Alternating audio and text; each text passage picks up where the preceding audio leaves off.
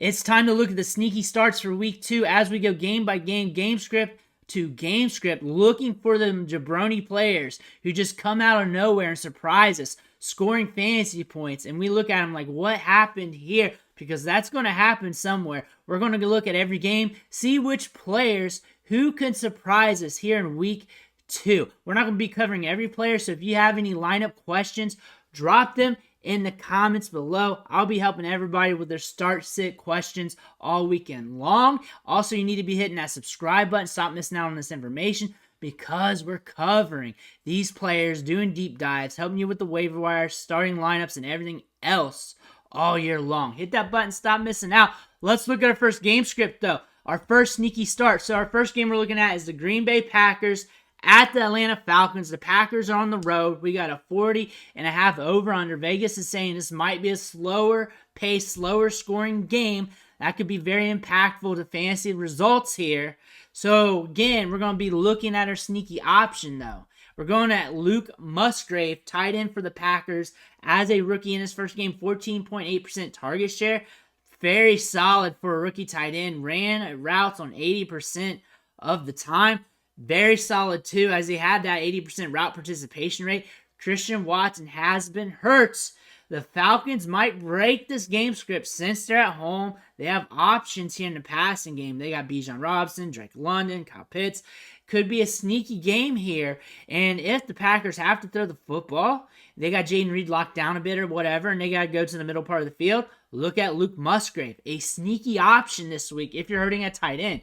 Next game script, Ravens at the Bengals, 46 over under. So this could be a high scoring game. This could be a low scoring game. That's what they're saying to us. And this is a divisional matchup where anything can happen. And we've seen this with this matchup before in years prior. We could be seeing it again. The Bengals were locked down by the Browns last week. They're looking to come back. We could see this game script rip. We could see it slow down because that's how things work with these two teams. That being said, Odell Beckham is sneaky. He ran a 100% route participation rate last week. He was in on all the routes, running routes. That's opportunity. Mark Andrews is hurt. He's probably going to be out again this week. More than likely. Reading the tea leaves of what he said in his last interview, he might be out this week. 100% of the routes for Odell Beckham. If this game script breaks, if the Bengals push the pace, it's a high-scoring game. Look for him to catch some balls, maybe get something in the end zone, see some targets here. A sneaky player for this week, maybe a guy you may want to look at for DFS. Next, the Raiders at the Buffalo Bills. The Bills want to push the pace. We know that. They want to throw it downfield. They want them air yards. They want to chuck it to everybody. And the Raiders, they got some players on their side of the ball as well we want to look at. But since the Bills like to push the pace, we're looking at Gabe Davis. 70 air yards last week on just 4 targets. Deep threat. And they're going to be targeting him downfield. Could bring in a ball here and there. And we know he has those blow-off top games. He kind of has that Will Fuller in him. And he is a threat to be a big option any week. He's a boom-bust player. We might see some boom this week. Next matchup here. Bears at the Bucks. You don't want anybody in this game, really. You don't want anybody. At 40.5 over under, we're expecting a slow-paced game, low-scoring game, not much happening. Both teams are going to try to run the ball. The clock's going to be moving a lot. They're not going to be throwing it all over the yard. Not many options are going to be scoring fantasy points here. A sneaky bet, though, Trey Palmer ran routes on 42.1% of those opportunities, had 3 targets, can get end zone production, can get those end zone targets. Also a deep threat, 4.3 speed. Could be a sneaky bet if things break, if things slow down with the other wide receivers. He's on the field a little bit. And the Bucks did throw the ball a little bit last week. They might be able to in this game as well. Next, the Chargers at the Titans. Weird game script as the Titans want to keep it slow. Chargers want to keep it fast. DeAndre Hopkins might be out of this game because he's dealing with a knee issue right now.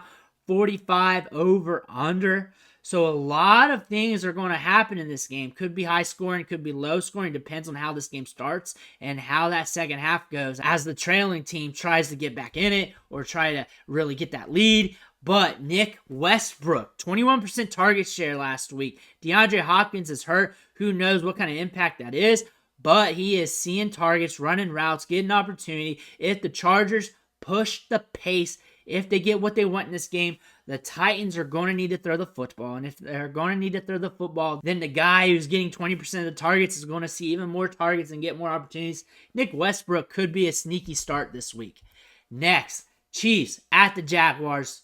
You're starting everybody. You are starting everybody in this game. Even the jabronis, you're looking at them in DFS. You are starting everybody, even the jabronis. Justin Ross, a jabroni wide receiver in this offense who has the talent. The wide receivers did not step up last week.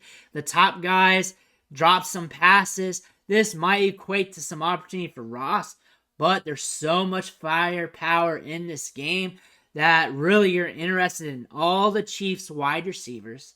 He's one of the guys who runs the least amount of routes.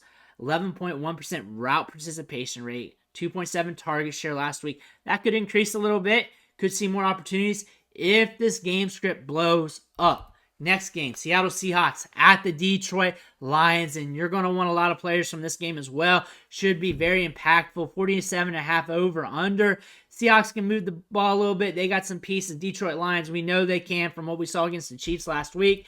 We're looking at Josh Reynolds, though. 28.1% target share last week. Getting opportunity here. We saw Puka and Tutu Atwell just run ragged last week on the Seattle Seahawks. Josh Reynolds is also seeing air yards. He is the deep threat right now for the Lions until Jameson Williams comes back. Josh Reynolds has some opportunities to really do some things in this game. Next, Colts at the Texans. 39 over-under, slow-paced games. You're not really going to want many players from this matchup because you don't know what's going to happen.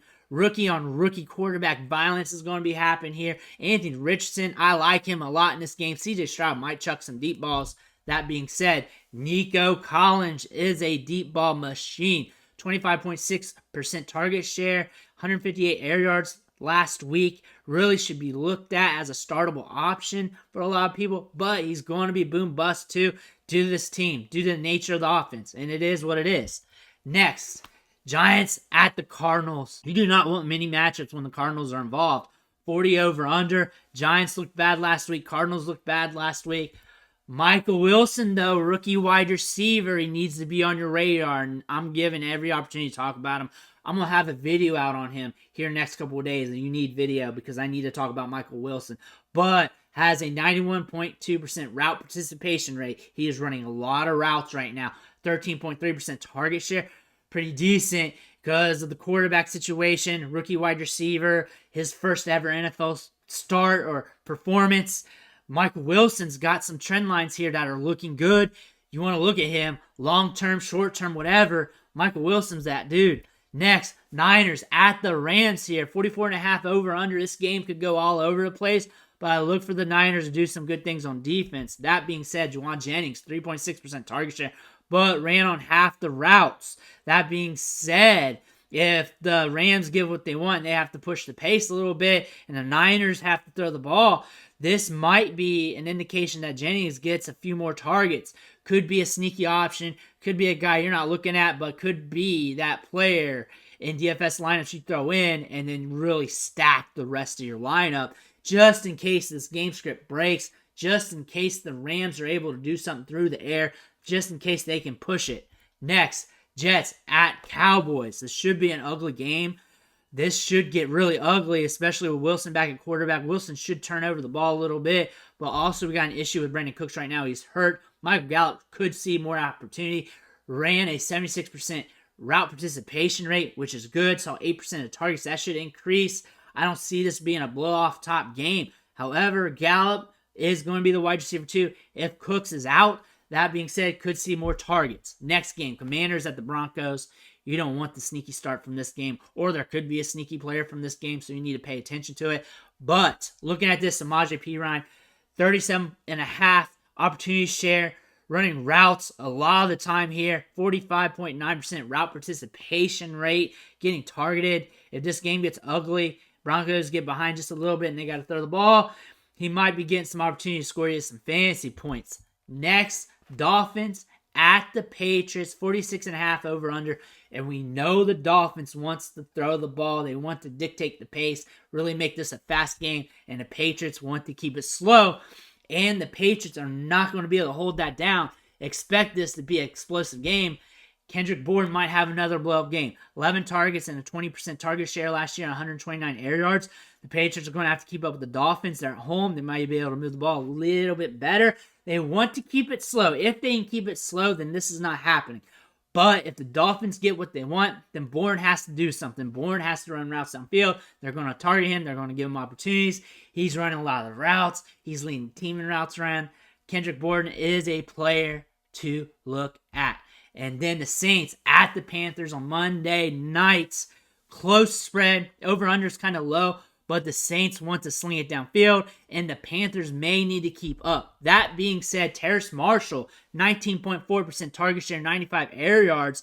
He is deep ball city. So if he brings a couple down, he could be sneaky. DJ Chark is dealing with a hamstring. He could be back. If he's back, Marshall's dead in this case. We're not looking at him.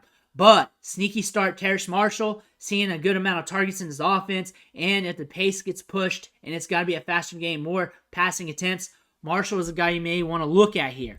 Next, Browns at the Steelers for a final Monday night game here. Could be an ugly game, but this could break open as well. And as our sneaky start here with a 39 over-under, we're looking at Elijah Moore.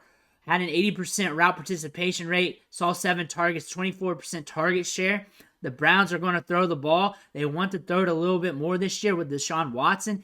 He could see some opportunities, and in prime time, this could be his time to shine. But those are the sneaky starts for week 2.